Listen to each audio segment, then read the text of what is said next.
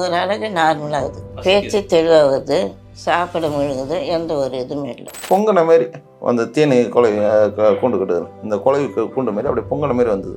அதுலேருந்து என்னென்னா அது போயிட்டே இருக்கக்குள்ள மறு மாரி இருக்கக்குள்ள உடச்சிட்டு ரத்தம் போனதுனால அதில் என்னென்னா கொஞ்ச நாள் விட்டாங்க, அது உட்காந்ததுனால புழு வச்சு போச்சு.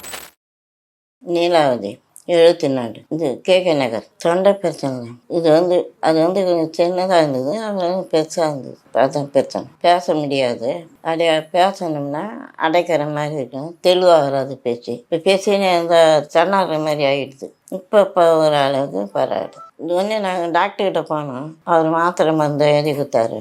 ஒரு வாட்டி தான் போனோம் சந்திரசேகர்கிட்ட, அதுக்கப்புறம் பரவாயில்ல, சரி நீங்கள் வந்துட்டு. இப்போ ஒரு நாளைக்கு தான் இந்த சைடெல்லாம் கருத்தெல்லாம் இந்த சைடு வலிக்கிற மாதிரி இருக்குது. அதான் வேறு பிரச்சனை எதுவும் இல்லை. இப்போ பரவாயில்ல. இப்போ முழுங்க சாப்பிட கொஞ்சம் ஃப்ரீயாக இருக்குது, பேச ஒரு அளவுக்கு நல்லா இருக்குது. சாப்பிட்றதுல ஒன்றும் பிரச்சனை இல்லை, பேசுறதுலேயும் பிரச்சனை இல்லை. இப்போ நார்மலாகுது, தூக்கம் ஏதோ சாப்பாடு இட்லி இந்த மாதிரி எண்ணெயில் இல்லாத புளி இல்லாமல் மீன் கறி எதுவும் சாப்பிட்றது என்ன, நமக்கு பச்சை சாப்பாடு மாதிரி போடுறாங்க. பச்சை சாப்பாடு சாப்பிட்ற கஷ்டமாக இருக்குது. அது புளி இல்லாத சாப்பிட்டு நாக்கே ஒரு மாதிரியாக வறண்ட மாதிரி ஆகிப்போகுது, சப்புன்னு எது சாப்பிட்டாலும் என்ன பிடிக்கல.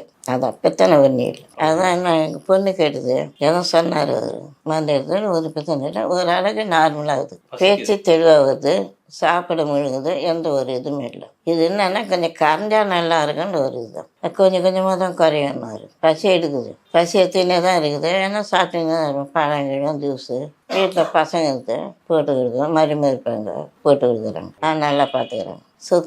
குடிக்கிறதெல்லாம் சுத்தண்ணி தான், பழம் ஜூஸு, ஆப்பிள், கமலாப்பழம் இந்த மாதிரி சுத்தம் தான் குடிக்கிறேன், வேறு ஒன்றும் இல்லை. பச்சை சாப்பாடு மாதிரி தான் சாப்பிட்டு, கறி மீன் எதுவும் சாப்பிட்டே இல்லை. அவங்க என்ன ஃபாலோ பண்ணாங்களோ அதே தான் சாப்பிட்டுட்டு இருக்கிறோம்.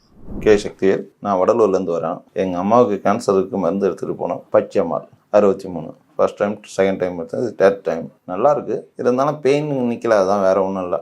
நல்லா டயட்லாம் ஃபாலோ பண்ணுறாங்க, நல்லா இருக்காங்க. அதனால தான் மீண்டும் வந்து வாங்குறேன், வேறு ஒன்றும் இல்லை. அது என்ன ஆச்சுன்னா, ஒரு 2017 சின்னதாக ஊசி போட்டது ஒரு கட்டி வந்தது இடுப்புக்கிட்ட. அந்த கட்டி ஆப்ரேஷன் பண்ணிச்சு. அது ஒரு 2 வருஷம் சின்ன. அதுக்கப்புறம் அந்த ஆப்ரேஷன் பண்ணதுலேருந்து சின்னதாக பொங்கின மாதிரி ஒரு கட்டி வந்தது.